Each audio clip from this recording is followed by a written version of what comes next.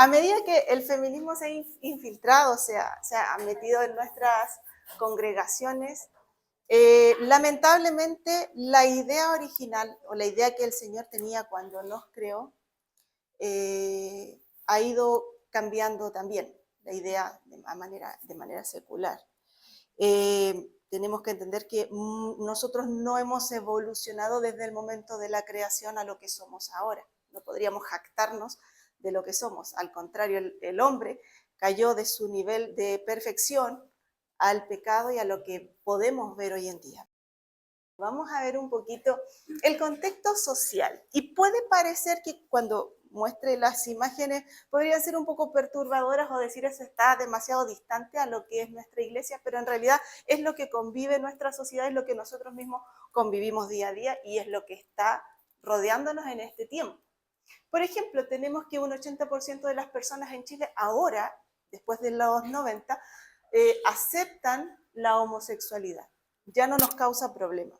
Hace muchos años atrás se publicó un libro que se llamaba La Nueva Tolerancia, que hablaba de este tema justamente, que es que en el momento, por ejemplo, yo les muestro imágenes como estas y pueden parecer un poco impactantes a lo mejor, no, eso no va a entrar en la iglesia, no vamos a tener este tipo de cosas, delitos y cosas que ocurren, no, eso no va a pasar en nuestra iglesia. Sin embargo, mientras más lo vemos, mientras más se masifica eso, nosotros más lo vamos tolerando. Lo que en un comienzo es un poco, nos causa rechazo, poco a poco lo vamos aceptando. Y podemos ver que después del año 90, hubo una salida masiva de la mujer al trabajo. La mujer fue dejando más a sus hijos y los hijos se fueron quedando en guarderías y eso fue como lo que fue facilitando la vida para que la mujer pudiera trabajar. Sin embargo, vemos que el 45% de la delincuencia juvenil aumentó. ¿Qué pasó con esas madres? ¿Qué pasó con esos padres? ¿Dónde estaban en los primeros años de vida de estos niños? Y ahora tenemos a estos niños fuera. A lo mejor pueden decir, no, ¿será tan así? No sé. Pero si nosotros analizamos, realmente la mujer ha abandonado el lugar que antiguamente tenía, que era cuidar su hogar, cuidar sus hijos, cuidar su esposo, y podemos ver esto. Por ejemplo, ¿qué significa el feminismo? El feminismo abarca tres áreas básicas. Por ejemplo, tenemos el movimiento oficial del feminismo. En el color verde tenemos el derecho de que somos dueñas de nuestro cuerpo y podemos legalizar el aborto. Entonces, el aborto es necesario porque el cuerpo es mío. No pensamos que lo que hay dentro es otro ser y él también tiene derecho a vivir. Es una persona que Dios puso. Y por otro lado tenemos el color rosa, que va en pro de las mujeres trans y su pertenencia al movimiento. Entonces el feminismo ya no abarca lo que inicialmente era, que cuando comienza este movimiento en el siglo XVIII, las luchas eran para que la mujer tuviera los mismos derechos, el derecho a voto, pero ahora es una lucha que ya va más allá y que está entrando en nuestras iglesias.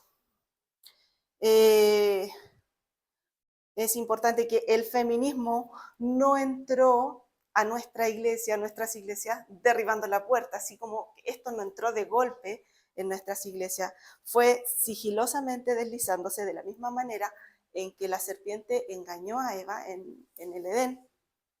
Y es así como comienza sutilmente esta distorsión de la palabra de Dios. Y esto lo vamos a ir viendo a medida que les vaya explicando un poquito el tema, que termina inevitablemente en el caos y la ruptura de nuestro diseño original. Entonces, ¿qué le ha ocurrido a nuestra sociedad en los últimos años? Y bueno, la respuesta nos lleva a examinar esta corriente del feminismo que es bastante masiva y en nuestro país la hemos aceptado bastante bien. Hablar de feminismo con mujeres cristianas pareciera que no es necesario, pero cuando recibimos a Cristo en nuestro corazón, venimos cargadas con ideas filosóficas, formación, educación, que han afectado y han influido en nuestras vidas, han modelado nuestra mente y nuestro carácter. Si nosotros leemos las Sagradas Escrituras, nos damos cuenta de que el pensamiento original del Señor era muy distinto a lo que podemos tener hoy en día. Bueno, el feminismo, según la Real Academia Española, busca que las mujeres tengan los mismos derechos que los hombres, y en eso estamos de acuerdo. Porque Dios los creó varón y mujer con igualdad de dignidad. Pero el feminismo ha ido más allá, cuestionando la autoridad establecida por Dios y los roles que Él diseñó. Lo que comenzó entonces con demandas legítimas en el siglo XVIII, con el tiempo se ha ido modificando y tenemos lo que estaba mostrando ahora.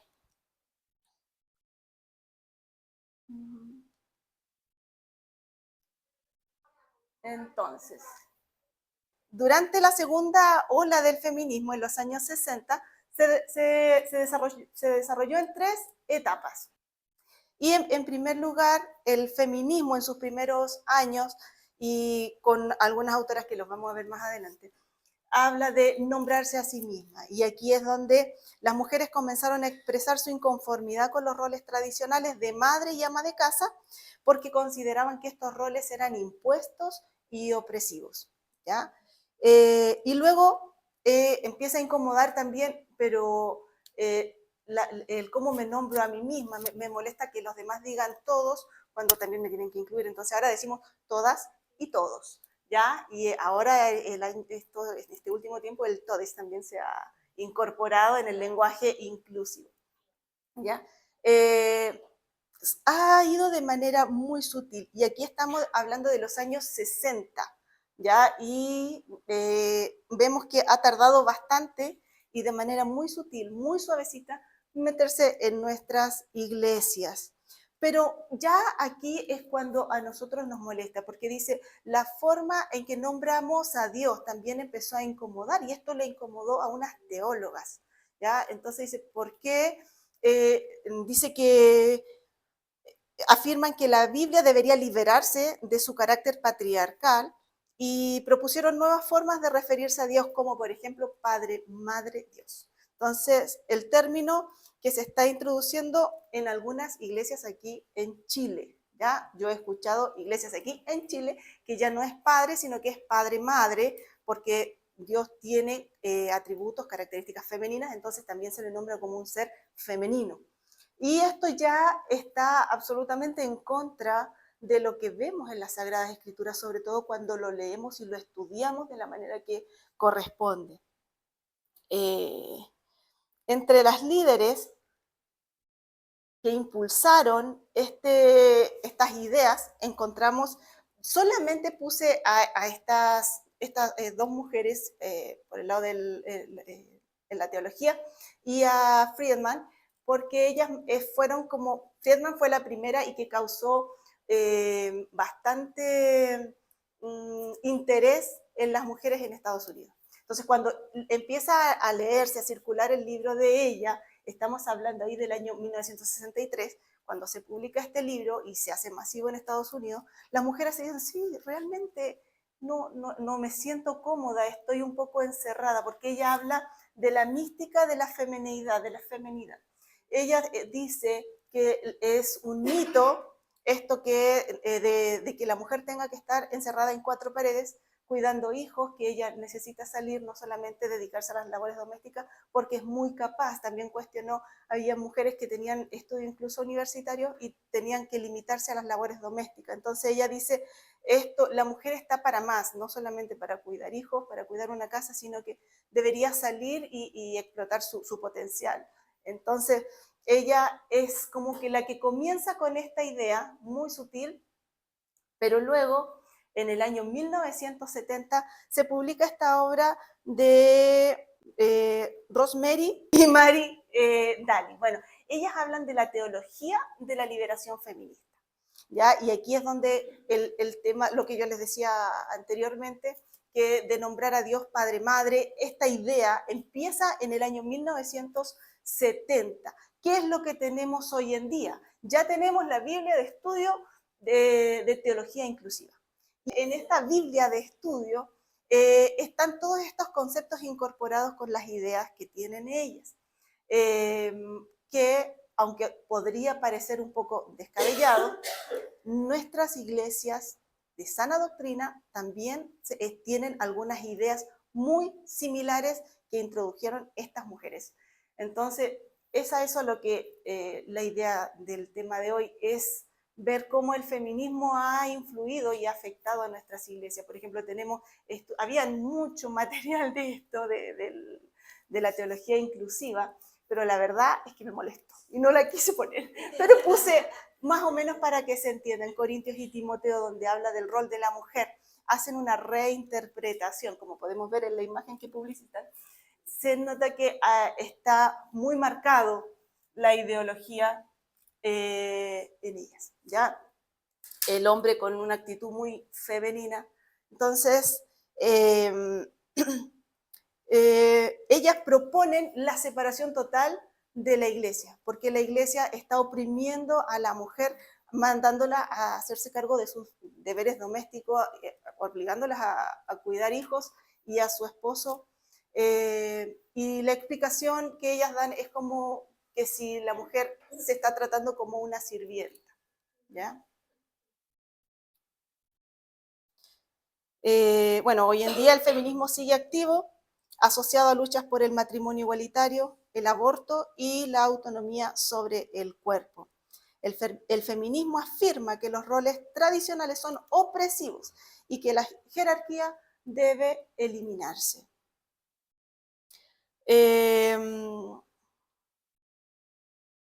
La respuesta bíblica, según esta perspectiva, es que hombre y mujer tienen igual valor. Eso es lo que nosotros pensamos. Hombre y mujer tienen igual valor porque ambos fueron creados a imagen de Dios, pero sus funciones son distintas y son parte del diseño divino para mantener el orden. Y el orden se había mantenido. Es cierto que hubieron personas, hombres, que abusaron mucho de la mujer y la mujer como que explotó en esta rebeldía.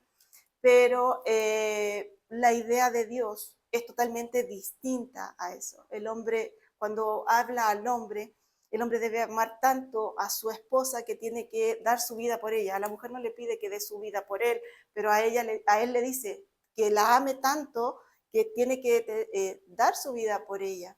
A ella le dice que se someta, pero él debe sustentarla, él debe proveer y él debe amarla de esa manera, entregando su vida así como Cristo. La palabra sumisión es interesante, que es la misma palabra que usa para nosotras, es la palabra que usó Cristo cuando se somete al Padre y viene a morir por nosotros. Entonces no es una palabra que nos denigre, el someternos a nuestros esposos en este caso. Pero vamos a hablar, ya que estamos con la ideología de género y que muchas pensamos que, bueno, somos iguales, y el tema de que somos iguales es como muy persistente en la idea, pero ¿qué dice la biología del diseño natural? La naturaleza nos grita que somos diferentes, y esto ocurre desde el momento de la concepción. En el momento en que las células se unen, recién cuando se unen, ahí se define el sexo del bebé, ¿ya? En ese momento. O sea, desde mucho antes, no es que se desarrolló, nació y dijimos, oh, salió hombre, no, mucho antes de que se unieran las células, ya era hombre o sí era mujer y tenía todas las características. Las niñas internamente tienen más estrógeno y serotonina, lo que inhibe la agresividad. Y los que alguna vez trabajamos en educación o en colegio, nos damos cuenta de que esto sí se ve en los colegios. Las niñas son un poco más serenas y los niños son un poco más agresivos o responden al golpe o responden de manera más agresiva porque tienen más testosterona.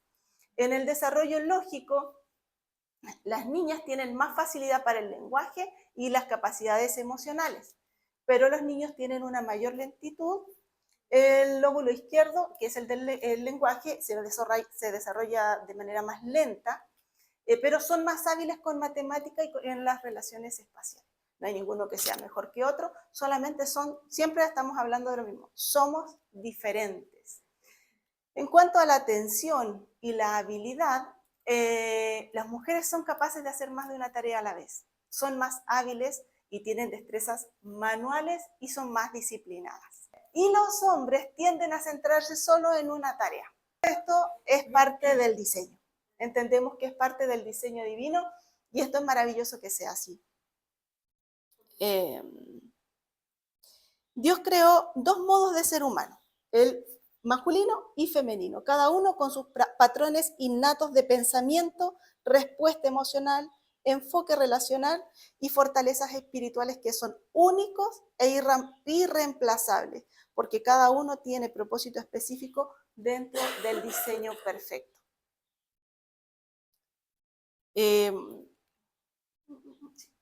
La mujer como diseño divino a imagen de Dios. Y aquí ya nos entramos en el tema.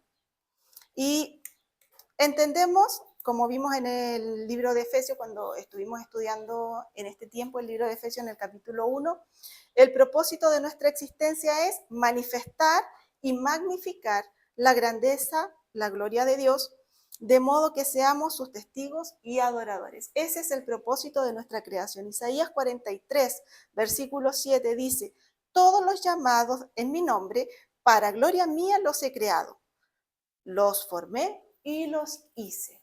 Entonces la Escritura en diversas partes nos dice que el propósito de nuestra creación es para glorificar al Señor. Él plasmó nuestra imagen, su imagen en nosotros, y nosotros también tenemos como madres que hacer lo mismo, plasmar la imagen de Dios en nuestros hijos. Entonces, fuimos creadas, moldeadas con el propósito específico de ser un instrumento que proclame sus alabanzas y manifieste su grandeza al mundo a través de su existencia y de su testimonio. El Señor desea que las mujeres encuentren su gozo en los roles que Él estableció, como esposas y madre, reproduciendo en sus hijos la imagen de Dios. Sin embargo, el movimiento feminista ha influenciado en muchas mujeres cristianas, llevándolas a abandonar estos roles divinamente ordenados y a ocupar posiciones incluso de liderazgo en la iglesia o en el hogar que no les corresponden según el diseño bíblico. Para comprenderlo, debemos volver a la palabra de Dios en Génesis 27, donde dice, y creó Dios al hombre a su imagen. A imagen de Dios lo creó, varón y hembra los creó. Este pasaje muestra que ambos, hombre y mujer, reciben la imagen de Dios de igual manera. No recibe uno, él no recibió mayor imagen que ella. Ambos reciben a imagen de Dios, los creó, y ahí se cierra. Entonces somos iguales en valor, iguales en dignidad. No obstante, en Génesis 2 ofrece un relato mucho más detallado de la creación, donde se revelan las diferentes funciones y responsabilidades asignadas por Dios. En el versículo 15,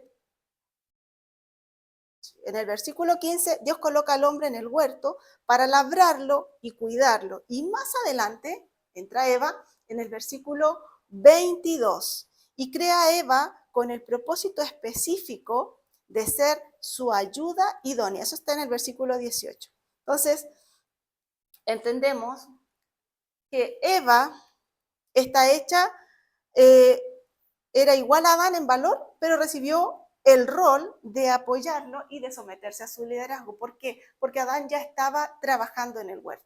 ¿Ya? En los versículos, al principio, Dios lo pone en el huerto, él está trabajando y él mira al hombre, lo ve que está trabajando y dice, no es bueno que él esté solo. Entonces le haré una ayuda idónea. Y es interesante porque la palabra en el original no es ayuda como nosotros lo vemos. Nosotros vemos la palabra ayuda como que voy a limpiarle los zapatos, le barro, le limpio. No es esa la ayuda que el Señor pensó. Ayuda idónea en el original es ser kenegdo. Y la frase de ser kenegdo es muy linda. La palabra es ser significa ayuda y se usa frecuentemente para describir a Dios mismo cuando es auxilio y socorro de Israel. El Señor es nuestra ayuda, el Señor es mi fortaleza. Han escuchado seguramente, el Señor es mi ayuda, el Señor es mi fortaleza, el Señor es el auxilio, es el socorro de Israel. Esa es la palabra Eser.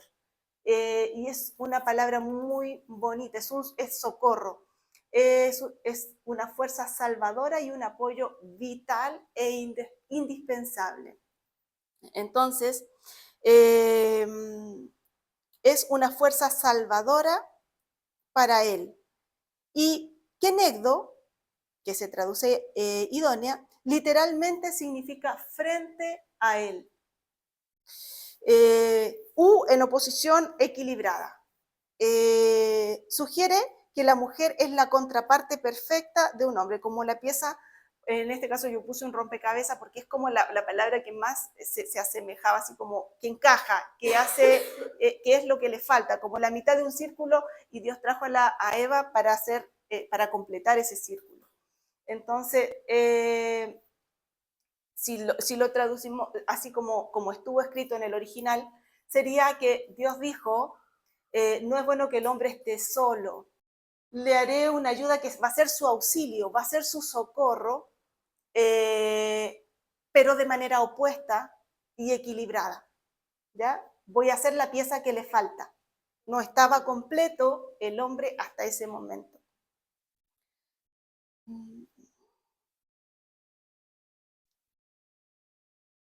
Por esta razón, y aquí vamos a entrar, no quisiera complicarlas con palabras complicadas,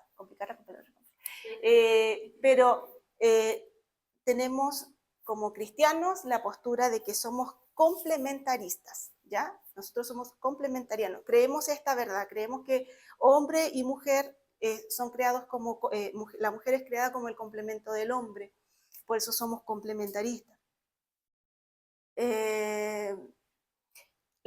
Que esto quiere decir que esta doctrina sostiene dos verdades simultáneas. Somos iguales en esencia, que el hombre y la mujer tienen la misma dignidad de Dios, a imagen de Dios, como lo leímos, pero tienen diferencia funcional. Dios asignó roles distintos para el buen funcionamiento y armonioso.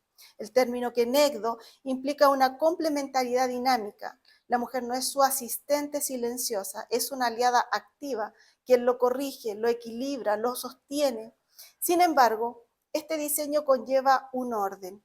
En el matrimonio, el hombre está llamado a ejercer el liderazgo amoroso y sacrificial, mientras la mujer responde a ese liderazgo amoroso y sacrificial, siendo un apoyo y sumisión voluntaria, no como una empleada o como una inferior, sino como un complemento necesario.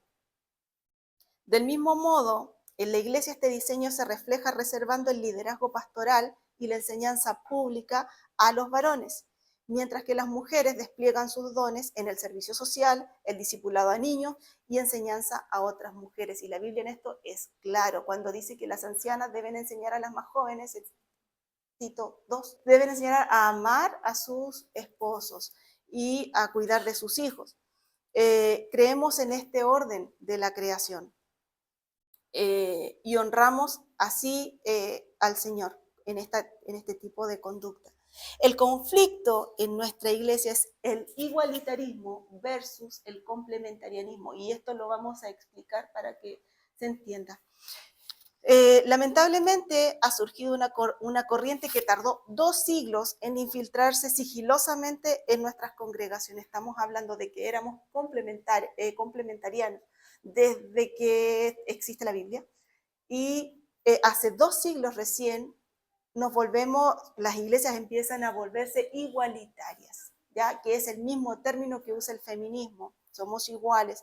El igualitarismo, influenciada por el feminismo, es una postura que busca eliminar las diferencias de autoridad establecidas por Dios basándose en una interpretación incorrecta de Gálatas 3:28. Y eso lo vamos a explicar porque siempre usan el mismo versículo, así que lo vamos a explicar. El versículo dice que ya no hay judío ni griego, no hay esclavo ni libre, no hay varón ni mujer, porque todos sois uno en Cristo Jesús. Este versículo no está hablando de roles en la iglesia, ni de biología, ni está hablando de soteriología, que es la doctrina de la salvación. Es la doctrina de la salvación, y esto es muy distinto porque está hablando de herencia espiritual. Entonces, ya lo que está diciendo en la jerarquía social que había, que el hombre estaba arriba, mujer abajo, el esclavo, ¿cierto? Tenía un valor, la gente como que tenía un valor. Dice, ante el Señor todos valemos, no está diciendo el rol. En ese tiempo los esclavos siguieron siendo esclavos, no es que se convirtieron al cristianismo y ya no fueron más esclavos. No, lo que está diciendo es que tenemos la misma salvación. Entonces, lo que significa, compartimos la misma esencia espiritual, el mismo espíritu, el mismo bautismo, porque ahí tenemos que ver todo el pasaje, lo que viene hablando antes. Compartimos el mismo Espíritu Santo, el mismo bautismo y el mismo Padre delante de la cruz. O sea, que el suelo es parejo tanto para hombres, para mujer, judíos, griegos, todos pueden tener acceso a la salvación. Es eso lo que está diciendo. No está diciendo ahora ya no hay mujeres, ahora son... No, ese es lo que está diciendo ahí. Porque más adelante vamos a ver que el apóstol es muy claro en el rol de la mujer. Y por el otro lado, estamos hablando del complementarianismo, que dice que la mujer es el complemento, tiene igual valor, tienen iguales en dignidad y valor ante el Señor, ambos son creados a su imagen, eso lo tenemos en Génesis, pero tenemos distinción de roles. Y basados en la creación, este es el argumento que presenta el apóstol Pablo, lo vamos a leer más adelante, que él dice, porque no permito a la mujer hablar, dice, y esto es porque el hombre fue creado primero, y ahí está hablando del orden que Dios estableció en la creación. No está hablando de un tema social, porque a veces pudiera parecer, claro, es que en ese tiempo, en aquella sociedad, no, él apunta directamente a la creación. Y en el hogar, el complementarianismo dice que el liderazgo amoroso es del marido y la mujer se sujeta, es el apoyo, como dice en Efesios 5, del 20 al 25. En la iglesia, los roles de la enseñanza autoritativa y el liderazgo principal es de anciano o pastor, que es como el mismo rango, están reservados solo al hombre. Y esto lo dice 1 Timoteo 2, 12, 14 y el 3 y el 2. Respecto a la mujer, sí se le permite ser diaconisas, ¿ya? Y también hay una serie de requisitos para ser diaconisa, y entre ellos bastante interesante que para ser diaconisa una de las cosas que pide es que puedan tener control de su boca, de lo que hablan, es importante. Entonces, qué interesante, y también en Santiago dice que el que logra controlar su lengua es varón perfecto. Eso siempre me ha llamado mucho la atención. Bueno, ahí estaba la explicación del versículo del conflicto, de que si somos igualitarios o complementarianos. Esa es la postura de nuestra iglesia y queríamos que más o menos se entendiera. Es interesante que el argumento es bastante contundente de que somos complemento. Incluso hay canciones que cantan de que yo soy tu complemento, pero de repente cuando estamos en el matrimonio no nos gusta mucho. En el Nuevo Testamento, no una sino muchas veces y de manera clara y específica, nos muestra la voluntad de Dios frente a este tema, ¿ya? Si hacemos un poco de análisis así como visual, nada más, tenemos 68 libros en la Biblia, de los cuales no hay ni siquiera uno que haya sido escrito por una mujer. Sí tienen nombre de mujer, pero la mujer no escribió en la Biblia. Jesús tuvo 12 discípulos, no tuvo discípulas, sí tuvo mujeres que lo siguieron, pero él no eligió a discípulas para trabajar con él. Eso también es interesante. Esto no es algo que deba hacernos sentir mal. Esto debe llevarnos a ocupar el rol que el Señor dispuso para nosotros. Si nosotros pensamos, si realmente nosotras como mujeres en general nos ocupáramos de nuestros hijos, de nuestra familia, de formar, de plasmar la imagen de Dios en nuestros hijos, ¿tendríamos la sociedad que tenemos en este momento o tendríamos algo distinto? Entonces, yo pienso que es interesante plantearnos un poco la pregunta. ¿Qué dice el Nuevo Testamento respecto a este tema? Dice que, como en todas las iglesias de los santos, ¿no?, en 1 Corintios 14, del 33 al 36, y esto quería resaltarlo. Dice, como en todas las iglesias de los santos. O sea, venía hablando, sí, pero le saqué el pedacito porque yo dije, qué interesante es poder pensar. Si es iglesia de santos, entonces dice, vuestras mujeres callen en las congregaciones, porque no les permito hablar, sino que estén sujetas, como también la ley, apuntando un poco al diseño de la creación. Y el 35 dice, y si quieren aprender algo, pregunten en su casa a sus maridos, porque es indecoroso que una mujer hable en la congregación.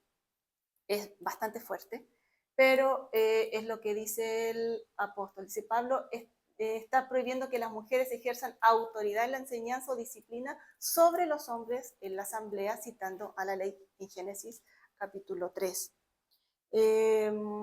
Después tenemos Primera de Corintios 11:3, que dice que Cristo es la cabeza de todo hombre y el hombre es la cabeza de la mujer. Y Dios es la cabeza de Cristo. En esta jerarquía vemos que no es un problema de machismo como muchos de pronto nos podrían criticar, ay no, que el hombre, no. Dios dice que es la cabeza de Cristo. Esto lo dice primera de Corintios 11:3, indicando el orden de autoridad en la relación hombre-mujer. Cristo no se sintió inferior ni cuestionó al Padre por su rol cuando se sacrificó en la cruz. O sea, ¿por qué tengo que hacerlo yo? Entonces, si somos iguales. Él no dijo eso. Él solamente se sometió y se sacrificó con una muerte que es vergonzosa y muerte de cruz, como dice la palabra. Se sometió entonces humildemente al Padre. En Primera de Pedro 3, del 1 al 6, dice, de la misma manera ustedes, esposas, tienen que aceptar la autoridad de sus esposos.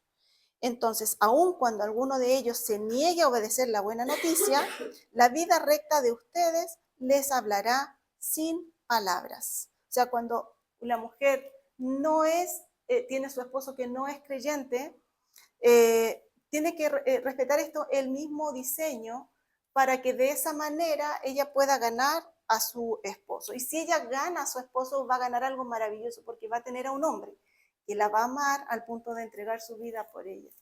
Efesios dice, así como la iglesia se somete a Cristo, de igual manera las esposas deben someterse en todo a sus maridos. Colosenses 3, del 18 al 19, dice, las casadas están sujetas a vuestros maridos, maridos, amad a vuestras mujeres. Y ahí refuerza la idea de los roles distintos, pero complementarios. Primera de Timoteo 2, del 2 al 13, dice, no permito a la mujer enseñar ni ejercer autoridad sobre el hombre, sino estar en silencio, porque aquí es donde dice, Adán fue formado primero y después ahí restringe el liderazgo pastoral femenino en las iglesias. Después tenemos, acá hay una doble prohibición en este versículo de 1 de Timoteo 2, del 12 al 13. En primer lugar, enseñar. Y en el original se refiere a la instrucción doctrinal o la transmisión sistemática y autoritativa de la palabra de Dios a la congregación.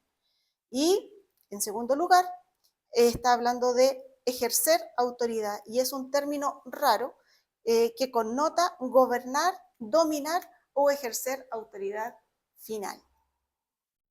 Bueno, la unión de ambos términos prohíbe que la mujer asuma una posición de liderazgo doctrinal y de gobierno sobre el varón en la asamblea pública. Esto es la base bíblica para restringir el liderazgo a ancianos o pastores, o sea, solo a hombres dentro de la iglesia. ¿Ya? ¿Cuál es la postura de la mujer? La mujer dentro de la iglesia debe estar en silencio, lo cual significa una actitud de calma, orden, receptividad doctrinal, aprendiendo en silencio, en contraste con el ejercicio de la autoridad pública. Es de fundamental importancia que comprendamos que dentro de nuestra Iglesia la relación entre hombre y mujer no se ve definida por ideologías, como por ejemplo el machismo o el feminismo, sino por el diseño de roles complementarios establecidos por Dios. Si las mujeres se enfocaran en cumplir estos roles divinos, manifestados en la dedicación como madres presentes y atentas, y como esposas consagradas a sus cónyuges y al cuidado del hogar, nuestra sociedad experimentaría una profunda transformación positiva. Y esta verdad nos lleva a la figura de Proverbios 31. Vamos a hablar, para finalizar, de Proverbios 31, y esto es hermoso. Proverbios 31 nos habla de la esposa excelente, de Proverbios 31. ¿Saben que este proverbio es bastante particular porque siempre se lo enseñamos a las mujeres? Pero este proverbio fue escrito para un rey. Solamente lo leemos acá a Lemuel, lo leemos acá en Proverbios 31, no se sabe más allá de él, pero al escribir aclara que es el oráculo de su madre, son las enseñanzas de su madre, son la guía de una mujer que posee las cualidades. Está diciendo, hijo mío, fíjate, y es el proverbio que tenemos que enseñar a nuestros hijos, busca a una mujer con estas características. Seguramente él estaba en la etapa de casarse, entonces él le dice, busca a una mujer que tenga estas características. Del versículo 2 al 9, primero las palabras son solamente dirigidas a Lemuel, donde le está hablando de su conducta moral y ética frente a las mujeres. Ten cuidado, le dice, ten cuidado en tu parte moral y para que se pueda conducir como rey.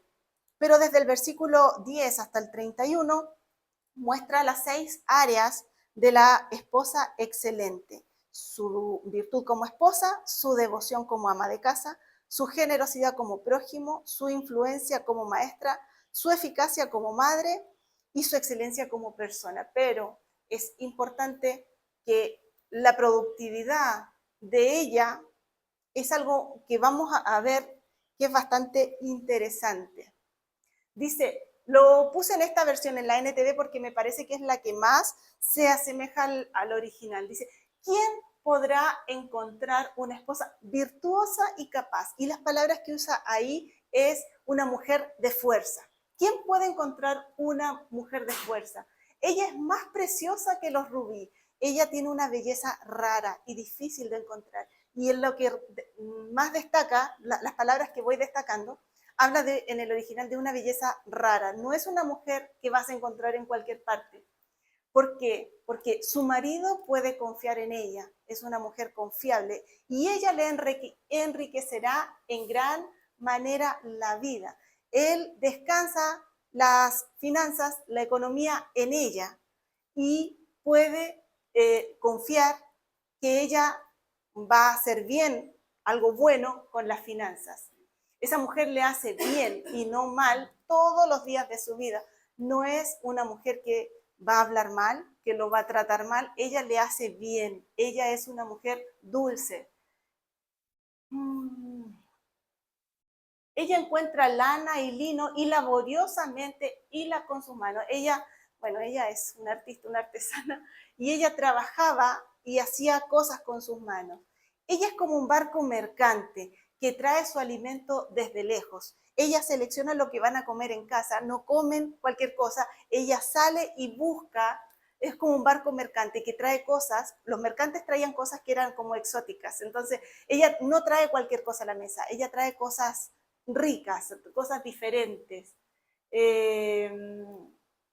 Se levanta de madrugada y prepara el desayuno para su familia y planifica las labores de sus criadas. No es una mujer que se ve saturada por las tareas domésticas porque ella pudo distribuir las tareas para que todos trabajen y ella pueda también hacer lo que ella hace, que van a ver que ella es una empresaria. Va a inspeccionar el campo y lo compra. O sea, ella tiene el recurso para ir y comprar un campo. ¿Cómo tiene esta riqueza si es solo una dueña de casa? Vamos a ver más adelante lo que es. Y con sus ganancias, planta un viñedo. O sea, aparte de comprar el campo, ella invierte y planta un viñedo. Ella es fuerte y está llena de energía y es muy trabajadora. Se asegura de que sus negocios tengan ganancias y su lámpara está encendida hasta altas horas de la noche. O sea, ella está ocupada en sus negocios, ella sí hace cosas. Tiene las manos ocupadas en el hilado y con sus dedos tuerce el hilo. Tiende la mano al pobre y abre sus brazos al necesitado. Cuando llega el invierno, no teme por su familia, porque todos tienen ropas abrigadas. Ella ya se dedicó, tuvo tiempo para hacer todo lo que su familia necesitaba, tanto la ropa de invierno, ya sabemos que ella era una especie de artesana, costurera, pero ella trabajaba con lana y con lino, ya le tenía la ropa y ella hace sus propias colchas. Se viste con túnicas de lino de alta calidad y sus vestiduras de color púrpura. Su esposo es bien conocido en las puertas de la ciudad y donde se sienta junto con los otros líderes del pueblo. Él es conocido por la buena fama que su esposa le da. Confecciona vestimentas de lino con cintos y fajas para vender a los comerciantes. Ella hacía negocios con los fenicios. En ese tiempo llegaban los fenicios y ella le vendía las cosas que ella hacía y aparentemente hacía unos cintos que se amarraban encima de las túnicas. Y eso era lo que ella vendía, una especie de faja que vendía a los comerciantes. Está vestida de fortaleza y dignidad. Se ríe sin temor al futuro. Ella no teme al futuro porque ya ella tuvo la precaución de preocuparse para que en el futuro no le faltara.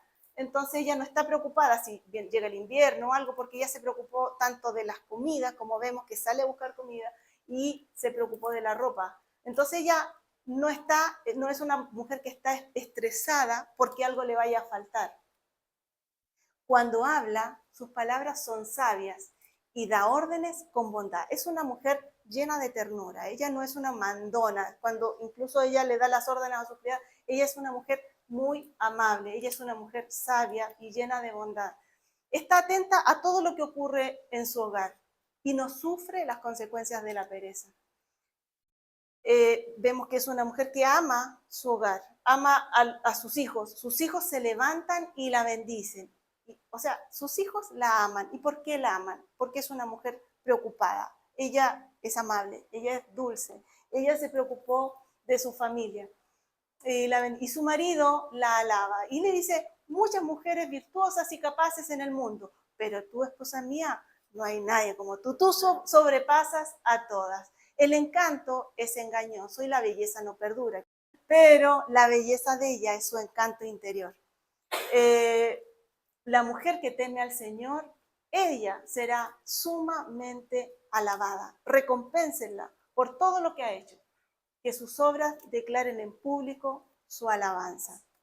Quería terminar con este proverbio porque me parece que está todo lo del diseño divino, todo lo que el Señor estableció para nosotros. No se trata de un tema de feminismo, de machismo, sino que se trata de amar lo que hacemos, amar a nuestro esposo, amar nuestra casa, amar lo que tienen, cuidarlo. Porque ahora el matrimonio y todo los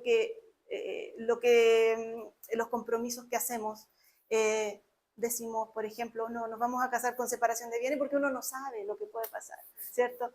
¿Por qué? Cuando uno se casa, tiene que, si es una mujer temerosa, buscar un hombre temeroso, que tenga las cualidades, muchachas, busquen un hombre que las ame por sobre todas las cosas, capaz de dar su vida, porque nunca van a tocar palabras como divorcio, separarse, porque entienden que Dios los ha unido y eso no se van a separar. Ella es una mujer que deja una huella imborrable en la sociedad. Sus manos seguramente no son las manos que nosotras quisiéramos tener. Seguramente sus manos estaban marcadas por la tierra, plantando viñedos, en la lana, el lino. Son manos que estuvieron trabajando, estuvieron en el campo. Pero ella deja una huella imborrable en la sociedad. ella influye en la sociedad, es una mujer influyente, una mujer conocida, conocida por su dignidad, conocida por su testimonio, conocida por su temor a Dios, por su amor a su familia y su devoción a la casa y la familia. Proverbios 31 nos recuerda que la verdadera grandeza de la mujer no está en seguir ideologías humanas, sino en vivir con virtud, con sabiduría y con temor del Señor. La esposa excelente es alabada porque edifica su hogar, bendice a su esposo, instruye a sus hijos y sirve a su comunidad.